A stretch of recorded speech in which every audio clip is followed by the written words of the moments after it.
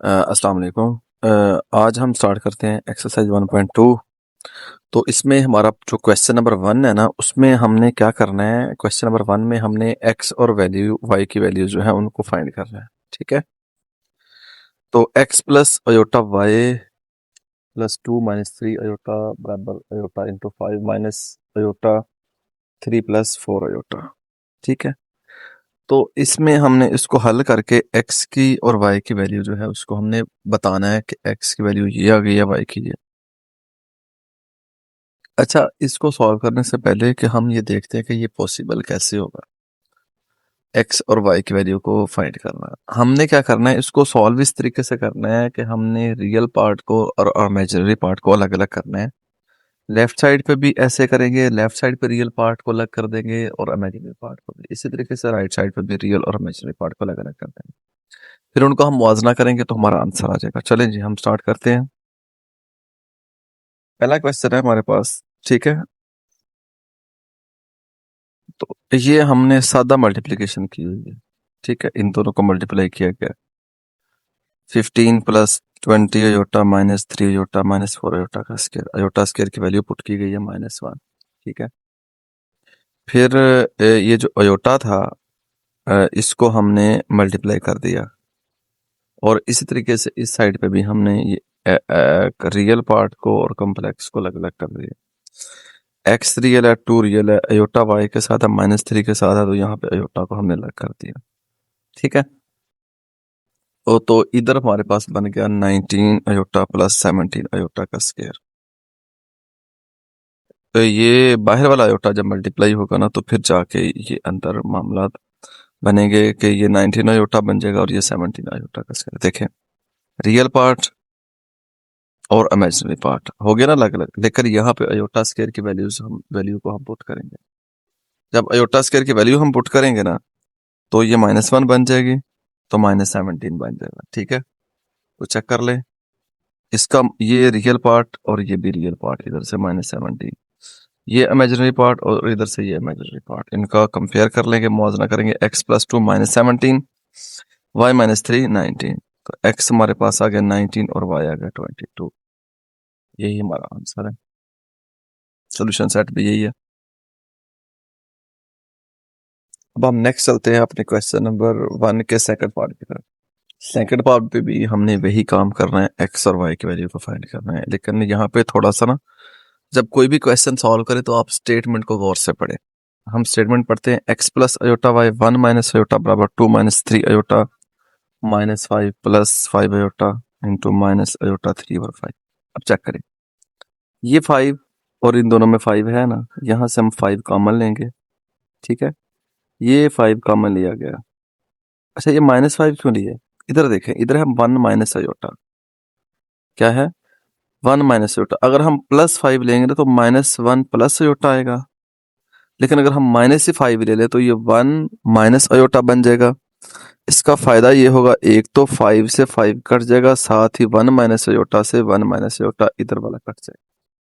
ठीक है, तो हम ऐसा ही करेंगे, हम इधर से -5 कॉमन लेंगे, तो 5 से 5 को डिलीट करेंगे, 1 माइनस अयोटा से 1 माइनस अयोटा। अब क्या बच गया हमारे पास, x plus iota by 2 minus 3 iota into 3 iota. ये माइनस माइनस प्लस हो जाएगा और ये 3 अयोटा आ गया। ठीक है, अच्छा जी, अब ये 3 अयोटा को हम मल्टीप्लाई कर देंगे। ठीक है, आप देख सकते हैं अयोटा स्क्वायर की वैल्यू पुट की गई है। फिर उसके बाद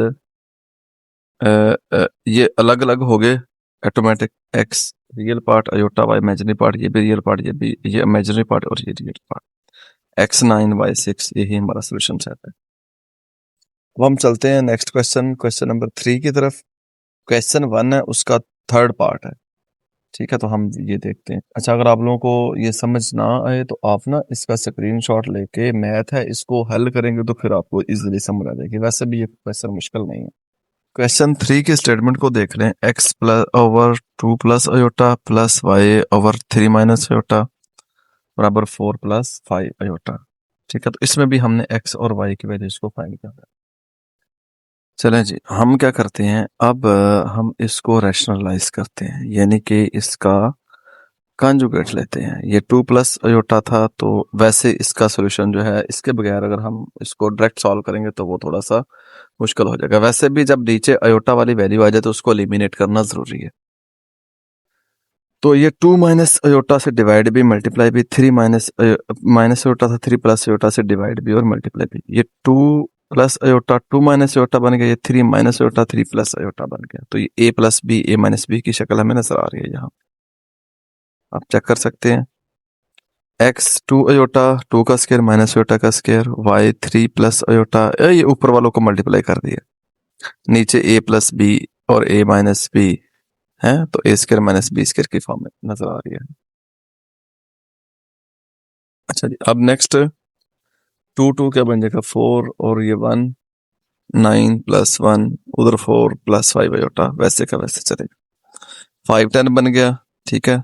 एलसीएम ले लेंगे, 5 और 10 का एलसीएम क्या बन जाएगा 10 बन जाएगा।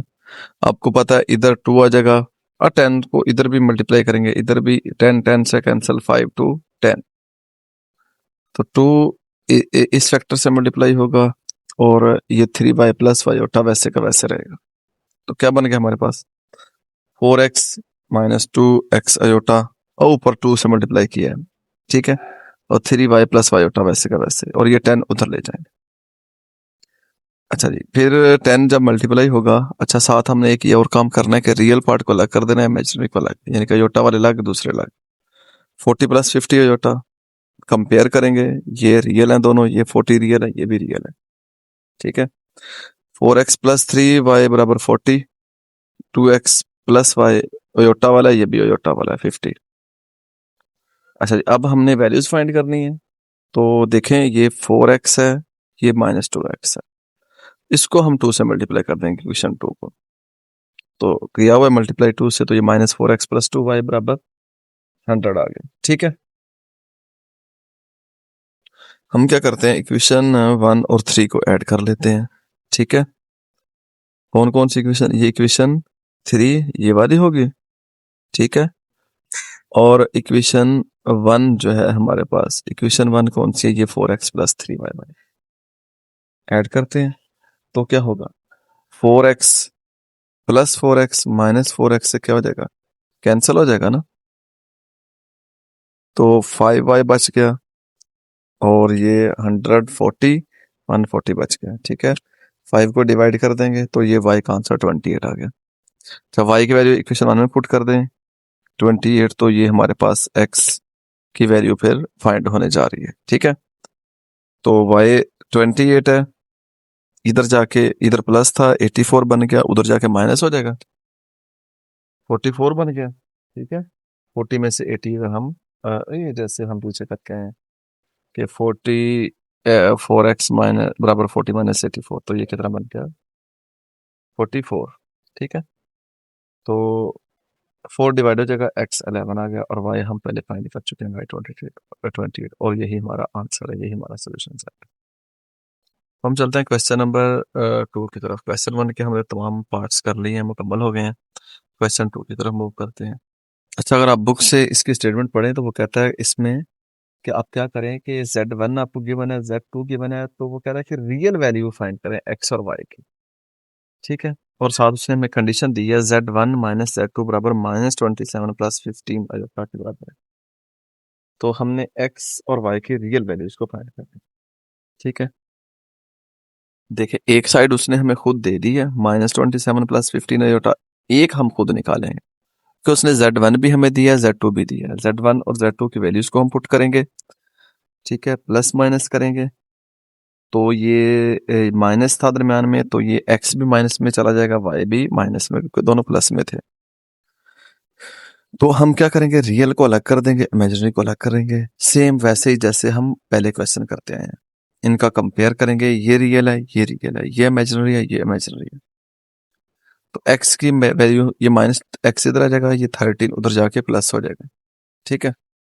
इसी तरीके से y 24 माइनस वाई बराबर 15 आ गया, माइनस वाई इधर आ जाएगा और ये 15 उधर जाके माइनस हो जाएगा। x आ गया हमारे पास 14 और y आ गया 9, क्योंकि माइनस माइनस आपस में कैंसिल हो जाएंगे। कि ये एक्स और वाई के रियल वैल्यू आ गई, क्योंकि इसमें हमें कोई अयोटा वगैरह नजर नहीं आ रहा, तो इसलिए ये हमारे पास रियल वैल्यूज ही हैं एक्स और वाई के। चलिए अब हम चलते हैं अपने इस क्वेश्चन नंबर 3 की तरफ। अच्छा, क्वेश्चन नंबर 3 में वो क्या कहता है कि find the real value of x and y. फिर वही बात, एक्स और वाई के रियल वैल्यू को हमने फाइंड करना।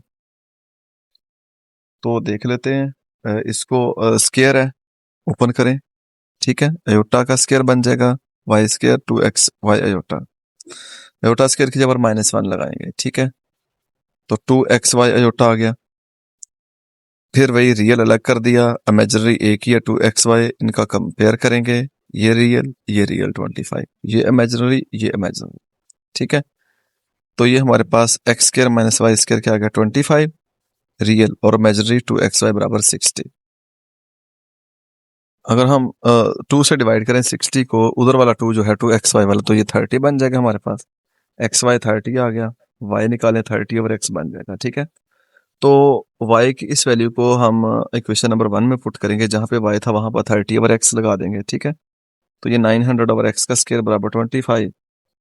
तो ये एलसीएम ले लेंगे इसका, x की 4 बन जाएगी डिवाइडेड बाय x की 2। तो ये x की 2 को हम उधर जाके अगर हम मल्टीप्लाई करवा देंगे, तो ये फिर हमारे पास एक इक्वेशन बनने जा रही है। x की 4 25 इधर आके माइनस हो जाएगा, -900 बराबर 0। इसकी हम क्या कर देंगे, फैक्टराइजेशन कर देंगे सिंपल। फैक्टराइजेशन का आपको पता ही है कि दोनों को प्लस माइनस करें तो दरमियान वाला फैक्टर बन जाए, मल्टीप्लाई करें तो साइडों वाले बन जाए दोनों। तो 20 को अगर हम 45 से मल्टीप्लाई करेंगे तो 900 आंसर आ जाएगा, प्लस माइनस करेंगे तो -25 बन जाएगा। यहाँ से एक्स स्क्र कॉमन आ गया, यहाँ से 20 आ गया, एक्स स्क्र लेंगे तो एक्स स्क्र -45, 20 लेंगे तो एक्स स्क्र -45। सिंपल फैक्टराइजेशन जो आप 10th क्लास में कर चुके हैं। एक्स स्क्र प्लस 20 0, ये भी 0। अच्छा, एक्स का स्क्वायर अंडर रूट -20 आ गया, क्योंकि इधर भी हम स्क्वायर रूट लेंगे तो एक्स का स्क्वायर अंडर रूट से कैंसिल, तो +-45 आ गया। अच्छा जी, अब देखें उसने हमसे क्या बोला कि एक्स और वाई के रियल वैल्यू को फाइंड करें। यहां से आपको पता चलेगा कि वो ये क्यों कह रहा है कि रियल वैल्यूज को फाइंड करें। हमें पता है कि -1 अंडर रूट में आ जाए तो वो अयोटा के बराबर होता है, ठीक है। तो ये अंडर रूट 20 पे भी है, -1 पे भी है, तो ये 20 अयोटा आ गया। इधर क्या आ गया, एक्स बराबर +-√45।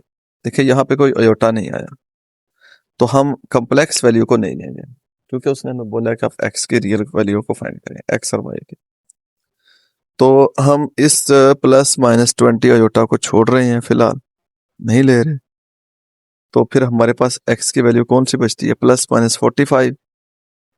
इसको अगर हम थोड़ा सा फर्दर सॉल्व करें तो एक्स बनता है 9 मल्टीप्लाई बाय 5, तो 9 किसका स्क्वायर बनता है, 3 का स्क्वायर बनता है ना, तो 3 का स्क्वायर अंडर रूट से कैंसिल, +-3 अंडर रूट 5।